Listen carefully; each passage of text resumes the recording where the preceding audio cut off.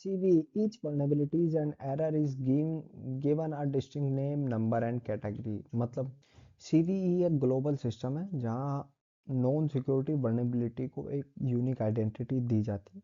जब भी सॉफ्टवेयर या वेबसाइट या किसी भी एप्लीकेशन में कोई सिक्योरिटी बग मिलता है तो उस वीकनेसेस को रैंडमली नेम नहीं दिया जाता बल्कि एक यूनिक आईडी दी जाती है और उसके साथ ही उसको रजिस्टर कर दिया जाता है। ये vulnerabilities ईयर के नाम से होती है आइडेंटिफाई और उसका एक यूनिक नंबर दिया जाता है, ईयर डाला जाता है और एक यूनिक नंबर, जिससे दुनिया भर के सिक्योरिटी एक्सपर्ट्स उसको समझ जाते हैं ये प्रॉब्लम कौन सी ईयर में आई थी और कब आई थी। ठीक है।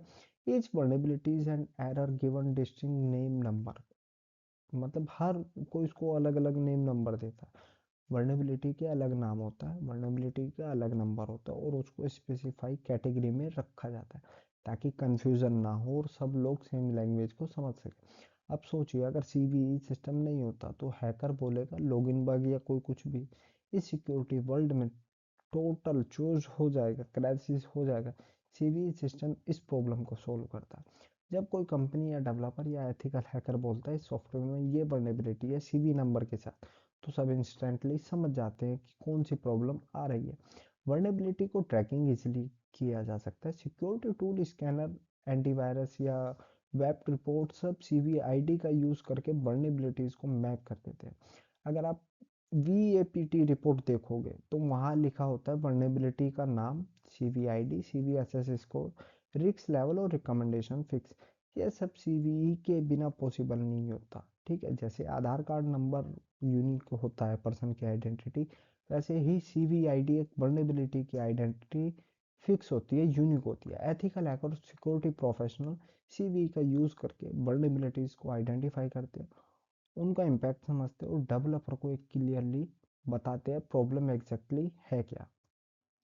Common vulnerabilities and exposure, its system used to give unique identifier to specify security vulnerabilities found in software, hardware और सिस्टम। मतलब अब हम यहाँ पे CVE की बात कर रहे हैं। कॉमन वर्नेबिलिटीज वैल्यू एक्सपोजर होता है इसका मतलब। CVE एक ग्लोबल सिस्टम होता है जो नॉन सिक्योरिटी वर्नेबिलिटीज को एक यूनिक आइडेंटिटी देता है। जब भी किसी सॉफ्टवेयर या हार्डवेयर सिस्टम में कोई वीकनेस इशू मिलता है तो उस वर्नेबिलिटीज को रैंडमली डिस्क्राइब किया जाता है और बल्कि उसको CVE आईडी दी जाती है। इसका फ़ायदा क्या होता है? सबसे पहला फ़ायदा ये होता है कि सेम वर्नेबिलिटीज के लिए कंफ्यूजन नहीं होता। चाहे आप डेवलपर हो या एनालिटिक्स हो या हैकर हो, जब भी आप CVE आईडी बोलते हो तो दुनिया भर के लोग एग्जैक्टली समझ जाते हैं कि कौन सी प्रॉब्लम की बात हो रही है। ठीक है। सीवी एक स्टैंडर्ड फ्रेमवर्क होता है। ठीक है। यूनिक आइडेंटिफायर, हर वर्नेबिलिटी का अलग काम होता है, अलग नंबर होता है उसका। ठीक है। स्पेसिफाइड सिक्योरिटी वर्नेबिलिटी, रियल और वेरीफाइड सिक्योरिटी इश्यूज ही होते हैं। सॉफ्टवेयर एंड हार्डवेयर और सिस्टम्स में क्या होता है? सॉफ्टवेयर में क्या क्या आ जाता है? वेबसाइट, एप्स और ऑपरेटिंग सिस्टम। हार्डवेयर में राउटर, डिवाइसेस और सर्वर। सिस्टम्स में क्या क्या आ जाते हैं? नेटवर्क और क्लाउड इंफ्रास्ट्रक्चर।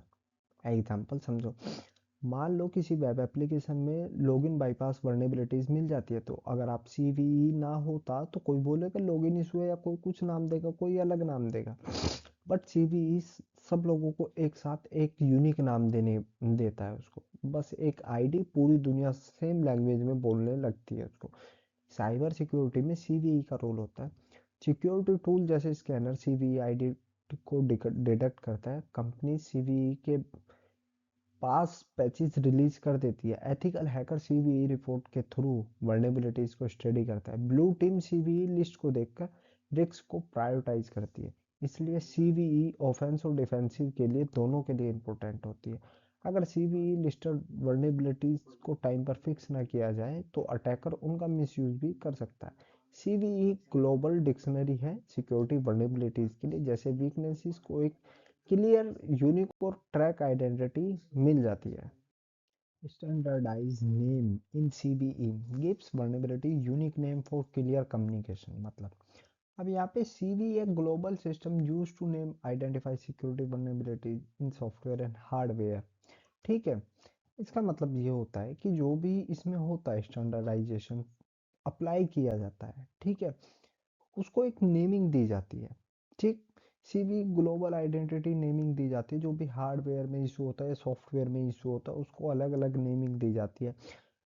अगर उसको सेम वर्नेबिलिटीज है, ठीक है, तो उसको हम डिफरेंट नेम नहीं देंगे, या डिफरेंट कंपनी या डिफरेंट रिसर्चर उसको अलग नेम नहीं देंगे।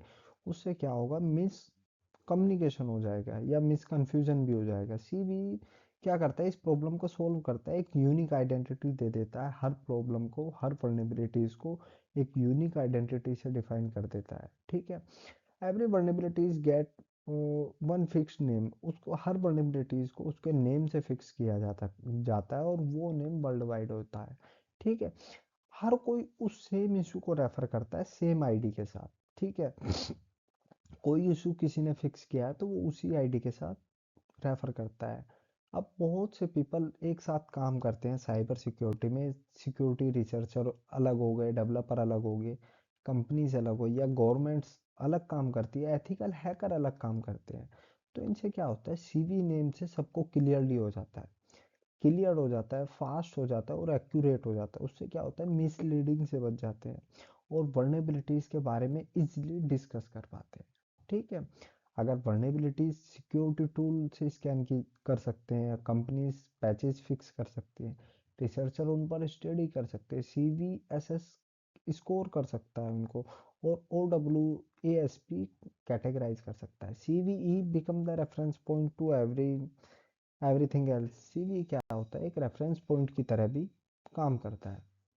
Tracks vulnerabilities, helps monitor and record security issues over time, ठीक है। इसका मतलब क्या होता है, सिक्योरिटी इश्यूज को टाइम के साथ ट्रैक करना और रिकॉर्ड में रखना। देखिए, सिक्योरिटी एक वन टाइम काम नहीं होता। आज आपने एक वर्नेबिलिटीज को फिक्स किया, लेकिन हो सकता है कि कल को कोई नई वर्नेबिलिटी आ जाए। इसलिए वर्नेबिलिटीज को कंटिन्यूअसली मॉनिटरिंग करना बहुत इंपॉर्टेंट होता है। यहाँ पर ट्रैकिंग का मतलब सिर्फ ये नहीं होता कि हाँ इशू मिल गया बस, बल्कि यही भी है, इशू कब मिला, कितना सीरियस था, फिक्स हुआ या नहीं, और अगर फिक्स हुआ तो कब हुआ।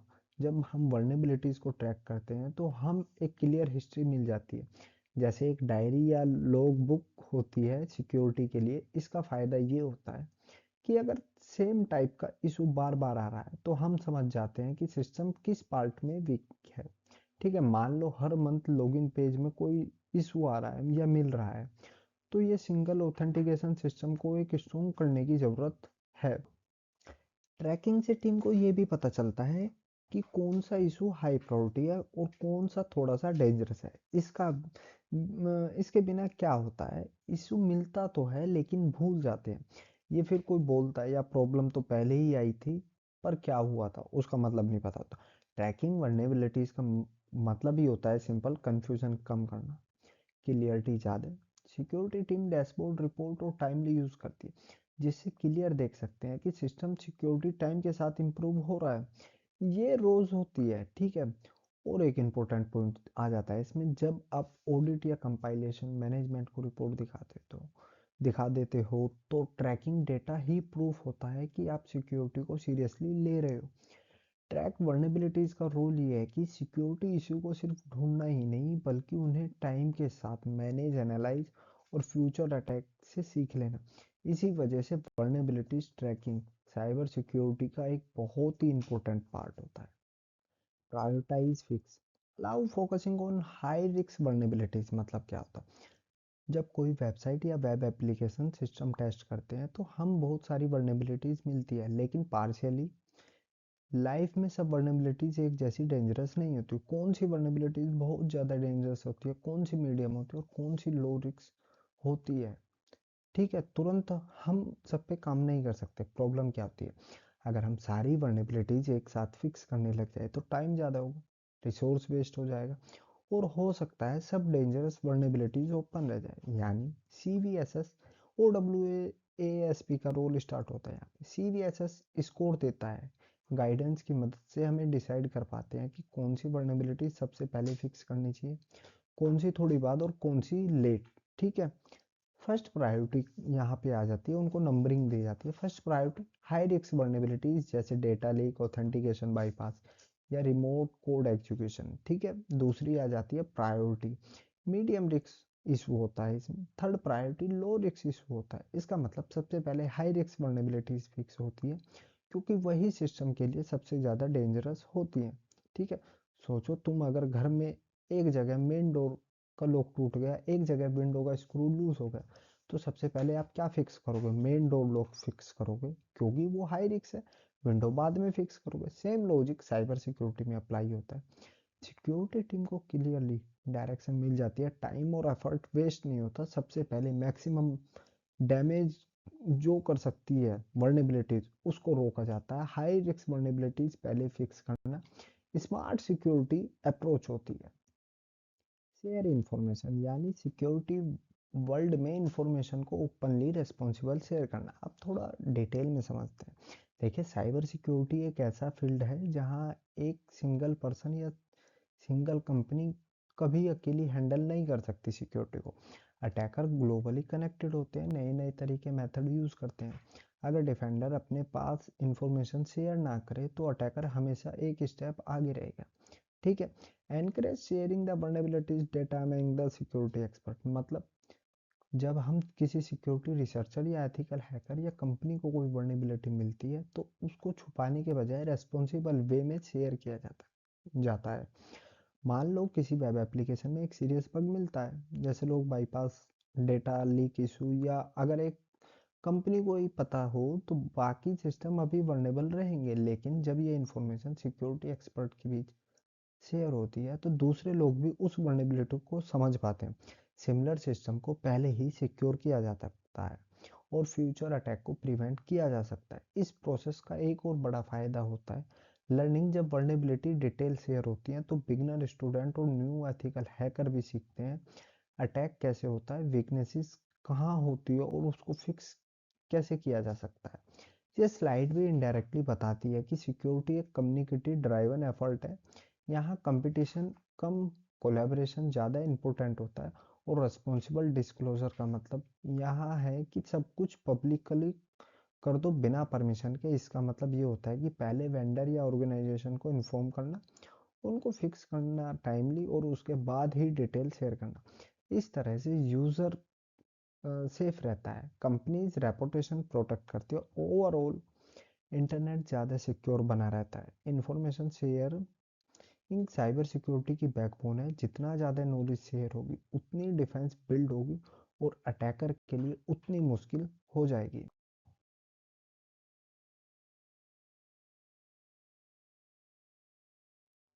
रेज अवेयरनेस, मतलब यानी अवेयरनेस बढ़ाना। साइबर सिक्योरिटी में अवेयरनेस का रोल बहुत ज़्यादा इम्पोर्टेंट होता है। जब हम OWASP जैसे प्लेटफॉर्म को फॉलो करते हैं, तो यहाँ लेटेस्ट सिक्योरिटी थ्रेट्स के बारे में रेगुलर इंफॉर्मेशन मिलती रहती है। इसका मतलब ये है कि सिक्योरिटी प्रोफेशनल, डेवलपर्स और एथिकल हैकर हमेशा अपडेट रहते हैं कि कौन कौन से नए अटैक मार्केट में आ रहे हैं। एग्जाम्पल, अगर कोई नया वेब अटैक डिस्कवर होता है, जैसे एसक्यूएल इंजेक्शन का एडवांस वर्जन या कोई ऑथेंटिकेशन बाईपास, तो OWASP उसको ओपनली शेयर करता है। इससे सिर्फ हैकर ही नहीं, बल्कि डिफेंडर भी अलर्ट हो जाते हैं। अवेयरनेस का एक बड़ा फायदा ये होता है कि कंपनीज प्रोटेक्टिव अप्रोच अपनाती है। मतलब अटैक होने के बाद रिएक्ट करना नहीं, बल्कि पहले ही सिस्टम को सिक्योर बनाना। जब सिक्योरिटी प्रोफेशनल थ्रेट्स के बारे में अवेयर हो जाती हैं, तो वो बेटर डिसीजन ले पाती हैं। जैसे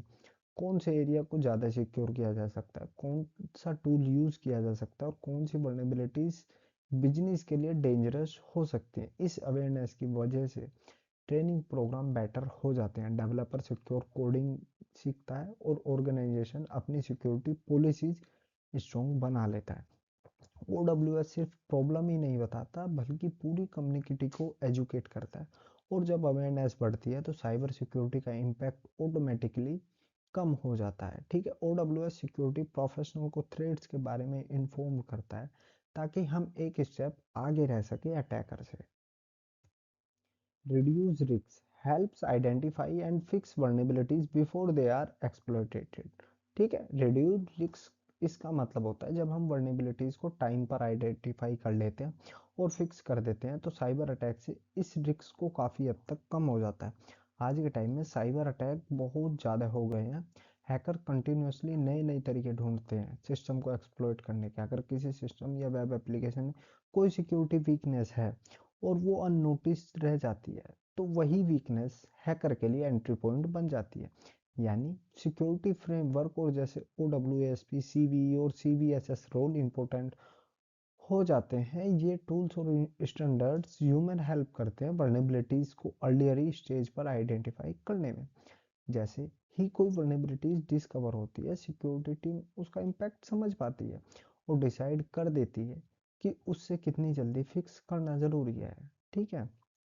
डेंजरर तब होता है जब वर्नेबिलिटी इग्नोर हो जाए, लेकिन अगर जब हम वर्नेबिलिटीज़ को एक्सप्लॉइट होने से पहले ही फिक्स कर देते हैं तो हम एक बड़ा साइबर इंसिडेंट होने से अवॉइड कर देते हैं। एग्जांपल, मान लीजिए किसी वेबसाइट में लॉगिन ऑथेंटिकेशन फ्लो है। अगर ये फ्लो पहले ही डिटेक्ट हो जाए तो पैच अप्लाई कर दिया जाता है और यूज़र डेटा सेफ रहता है। कंपनी की रेपुटेशन प्रोटेक्ट हो जाती है और फाइनेंशियल लॉस से भी बचा जा सकता है। लेकिन अगर सेम वर्नेबिलिटी को इग्नोर कर दिया जाए तो हैकर यूज़ या मिसयूज़ कर सकता है, यूज़र अकाउंट हैक कर सकता है, सेंसिटिव डेटा लीक हो सकता है और कंपनीज पर लीगल इशू का भी सामना करना पड़ सकता है उसको। इसलिए वर्नेबिलिटीज मैनेजमेंट का मेन गोल होता है रिस्क रिडक्शन। रिस्क का मतलब सिर्फ अटैक होना नहीं, बल्कि डेटा लॉस, सर्विस डाउन और कस्टमर ट्रस्ट का लॉस भी। जब हम वर्नेबिलिटीज को रेगुलरली ट्रैक करते हैं तो उनको एनालाइज करते हैं और टाइमली फिक्स करने का अप्लाई करते हैं, तो ओवरऑल सिस्टम ज़्यादा सिक्योर, स्टेबल और रिलायबल बन जाता है। आइडेंटिफाई और अर्लियर फिक्स फास्ट और रिड्यूस हो जाता है। ये अप्रोच साइबर सिक्योरिटी के लिए एक स्ट्रॉन्ग फाउंडेशन बनती है ऑर्गेनाइजेशन को फ्यूचर अटैक से प्रोटेक्ट करने के लिए। अब हाउ डज CVE वर्क, मतलब ये CVE काम कैसे करता है। सबसे पहले समझना जरूरी है कि CVE कोई टूल नहीं है। CVE ग्लोबल सिस्टम है जो सिक्योरिटी को वर्नेबिलिटी और एक यूनिक आइडेंटिटी नंबर देता है। ठीक है। पहला क्या स्टेप होता है, वर्नेबिलिटी डिस्कवर होती है। इसमें सब कुछ तब स्टार्ट होता है जब किसी सॉफ्टवेयर या एप्लीकेशन या ऑपरेटिंग सिस्टम या हार्डवेयर में कोई सिक्योरिटी या वीकनेसेस या बग डिस्कवर होता है। ये वर्नेबिलिटी कोई सिक्योरिटी रिसर्चर ढूंढ सकते हैं, कोई एथिकल हैकर रिपोर्ट कर सकता है, या फिर कोई कंपनी खुद अपने प्रोडक्ट में फाइंड कर सकती है। एग्जांपल के लिए मान लो किसी वेब एप्लीकेशन में लॉगिन बाईपास इशू मिल जाता है। ठीक है। दूसरा स्टेप क्या होता है, वर्नेबिलिटीज की रिपोर्ट की जाती है। जब वर्नेबिलिटीज मिल जाती है तो उस रिपोर्ट को रेस्पॉन्सिबल रिपोर्ट किया जाता है। ठीक है। रिपोर्ट जा सकती है सॉफ्टवेयर वेंडर को, सिक्योरिटी ऑर्गेनाइजेशन को, या CVE नंबरिंग अथॉरिटी को। ठीक है। यहाँ पर वर्नेबिलिटीज के साथ प्रॉपर्ली डिटेल दी जाती है कि इस इशू क्या है, कैसे एक्सप्लॉइट हो सकता है, कौन सा वर्जन अफेक्टेड हो सकता है। CVE आईडी असाइन होती है। अगर वर्नेबिलिटी जेन्युइन होती है तो उसको एक यूनिक CVE आईडी असाइन हो जाती है। ठीक है। आईडी का मतलब होता है CVE common vulnerabilities and exposure. ठीक है। ये वर्नेबिलिटीज दुनिया भर में इसकी एक ही पहचान दी जाती है, इसको एक unique identity number. CVE public database में ऐड हो जाती है। CVE आईडी मिलने के बाद ये वर्नेबिलिटीज पब्लिक CVE डेटाबेस में ऐड कर दी जाती है। यहाँ से सिक्योरिटी टीम, ऑर्गेनाइजेशन या टूल्स या वेंडर, साइबर सिक्योरिटी प्रोफेशनल, सब लोग इस वर्नेबिलिटीज के बारे में जान पाते हैं। ठीक है। CVSS स्कोर ऐड हो जाता है। अब नेक्स्ट इंपॉर्टेंट स्टेप होता है सेवरिटी डिसाइड करना। इसके लिए यूज होती है CVSS स्कोर, जो बताता है कि वर्नेबिलिटी लो है, मीडियम है, हाई है या क्रिटिकल है। इससे कंपनीज को पैच पता चल जाता है कि इशू पहले फिक्स कौन सा करना चाहिए या कौन सा बाद में। पैच एंड फिक्स रिलीज होता है। जब इसको वर्नेबिलिटीज के बारे में पता चल जाता है तो सॉफ्टवेयर वेंडर सिक्योरिटी पैचेस को रिलीज कर देता है, अपडेट प्रोवाइड करता है ऑर्गेनाइजेशन को अपने सिस्टम के लिए। ठीक है। पैच करती है, सिक्योर करती है, अटैक से पहले ही प्रोटेक्ट कर लेती है। ठीक है। CVE एक स्टैंडर्ड प्रोसेस फॉलो करती है। वर्नेबिलिटीज मिलती है, रिपोर्ट होती है, CVE आईडी मिलती है, पब्लिक डेटाबेस में ऐड हो जाती है, रिस्क स्कोर असाइन किया जाता है, फिक्स और पैच रिलीज होता है। इस प्रोसेस की वजह से साइबर सिक्योरिटी वर्ल्ड में कंफ्यूजन कम हो जाता है और रिस्पॉन्स इसका फास्ट हो जाता है। Researchers report it and the company fix it and uploads the patches on their website। ठीक है। जब कोई सिक्योरिटी रिसर्चर या एथिकल हैकर किसी सॉफ्टवेयर या एप्लीकेशन या सिस्टम में वर्नेबिलिटीज को डिस्कवर करता है तो डायरेक्टली यूज या मिसयूज नहीं करता। इंस्टेंट वो रिस्पॉन्सिबल डिस्क्लोजर को फॉलो करता है। सबसे पहले रिसर्चर कंपनी को रिपोर्ट करता है, ठीक है। ये रिपोर्ट यूजुअली डिटेल्ड होती है, जैसे वर्नेबिलिटीज का टाइप क्या है, कौन सा वर्जन अफेक्ट हो रहा है और अटैकर इशू कैसे एक्सप्लॉइट कर सकता है। कंपनी उस रिपोर्ट को रिसीव करने के बाद इंटरनली वेरीफाई करती है कि वर्नेबिलिटीज रियल है या नहीं है, और अगर है तो उसका इम्पैक्ट कितना सीरियस है। उसके बाद डेवलपर उस वर्नेबिलिटीज को फिक्स बना देता है, जिससे हम कॉमनली पैचेस कहते हैं। पैच का मतलब होता है कि अपडेट कोड या सिक्योरिटी अपडेट जो वीकनेसेस को क्लोज कर देती है। जब फिक्स रेडी हो जाता है तो कंपनीज उस पैचेस को ऑफिशियली अपनी वेबसाइट पर अपलोड कर देती है। ये सॉफ्टवेयर अपडेट के थ्रू यूजर तक पहुंच जाती है। इस प्रोसेस के बाद उस वर्नेबिलिटी को हम एक सीवीई आईडी के साथ पब्लिकली डॉक्यूमेंट किया जाता है, ताकि दुनिया भर के security professional admins user aware हो सके। इसका फ़ायदा ये होता है कि यूज़र टाइम पर अपडेट कर सकता है, अटैक होने से पहले ही सिस्टम सिक्योर किया जा सकता है, और सिक्योरिटी इकोसिस्टम ज़्यादा ट्रांसपेरेंट और स्ट्रॉन्ग बनता है, ठीक है। तो सीवीई सिर्फ प्रॉब्लम बताता नहीं है, बल्कि एक कंप्लीटली रेस्पॉन्सिबल प्रोसेस फॉलो होता है। जैसे पहले रिपोर्ट बनती है, फिर वो फिक्स होती है, क्या फिक्स होना है, फिर पैचेस देखे जाते हैं, फिर पब्लिक अवेयरनेस। इसी वजह से सीवीई साइबर सिक्योरिटी वर्ल्ड में इतनी इंपॉर्टेंट रोल प्ले करती है।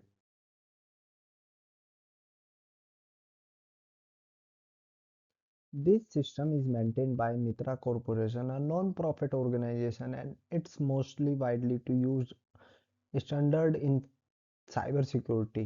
मित्रा मतलब क्या होता है? मित्रा एक नॉन प्रॉफिट ऑर्गेनाइजेशन है, मतलब इसका मेन गोल होता है प्रॉफिट कमाना नहीं, बल्कि पब्लिक इंटरेस्ट और सिक्योरिटी को इम्प्रूव करना है। ये ऑर्गेनाइजेशन गवर्नमेंट, प्राइवेट और कंपनी सिक्योरिटी रिसर्च के साथ मिलकर काम करती है, ठीक है। मित्रा का रोल सीवीई में आता है। मित्रा का काम होता है न्यू वर्नेबिलिटीज को वेरीफाई करना और हर वर्नेबिलिटीज को एक यूनिक सीवीई आईडी देना, ठीक है। इंश्योर करना कि सेम वर्नेबिलिटीज को डिफरेंट नेम्स ना मिले, ठीक है। मोस्टली क्या होता है स्टैंडर्ड का मतलब, यहाँ पे जब बोलते हो ना मोस्ट वाइडली यूज्ड स्टैंडर्ड, इसका मतलब होता है एंटीवायरस कंपनीज, सॉफ्टवेयर वेंडर्स या साइबर सिक्योरिटी टूल्स या गवर्नमेंट एजेंसी सब सीवीई को फॉलो करते हैं। अगर कोई कंपनी बोले this is a issue related to that ID, ठीक है, तो दुनिया का कोई भी सिक्योरिटी एक्सपर्ट समझ जाता है प्रॉब्लम क्या है, किस सॉफ्टवेयर में कितनी सीरियस है, ठीक है। ये रियल लाइफ एग्जांपल है। सोचिए अगर आप मित्रा और सीवीई सिस्टम ना होता तो एक वल्नरेबिलिटीज को कोई भी कोई लॉगिन बग बोलता, ऑथेंटिकेशन बोलता या क्रिटिकल फ्लॉज बोलता, ठीक है, मास कंफ्यूजन हो जाता। बट सीवीई की वजह से वन वल्नरेबिलिटी, वन आईडी और क्लियर ट्रैकिंग और फास्ट पैचिंग मिल जाती है।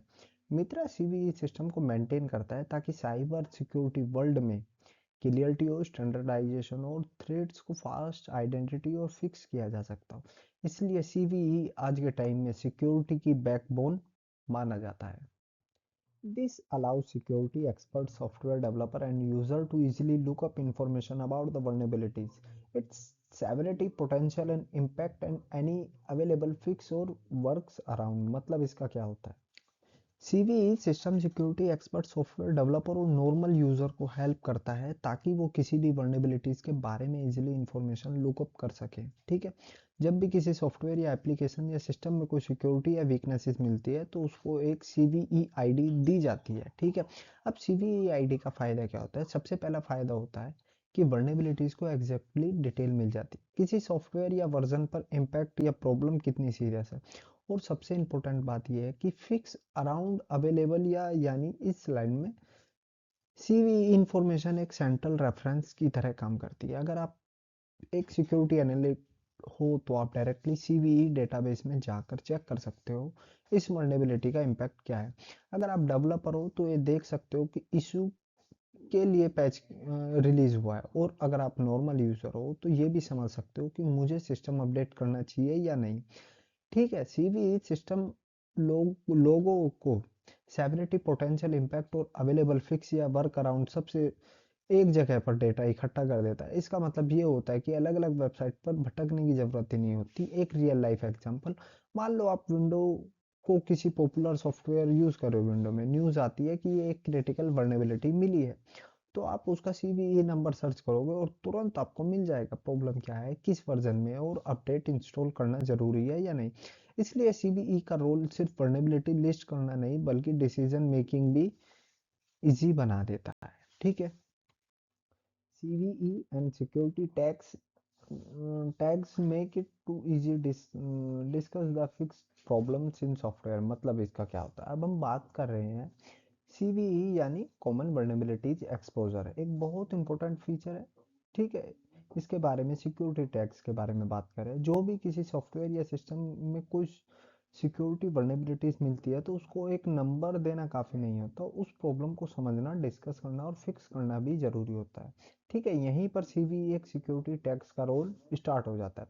सिक्योरिटी टैग्स बेसिकली लेबल होते हैं, जैसे हम फाइल्स को टैग कर देते हैं इंपॉर्टेंट अर्जेंट बग्स, वैसे ही CVE वर्नेबिलिटीज को भी टैग्स दिया जाता है। एग्जांपल, अगर कोई वर्नेबिलिटीज ऑथेंटिकेशन से रिलेटेड है तो उसको टैग्स किया जाता है। ऑथेंटिकेशन इशू अगर प्रॉब्लम पासवर्ड या इंक्रिप्शन से रिलेटेड है तो उसको क्रिप्टोग्राफी या क्रेडेंशियल टैग मिलता है।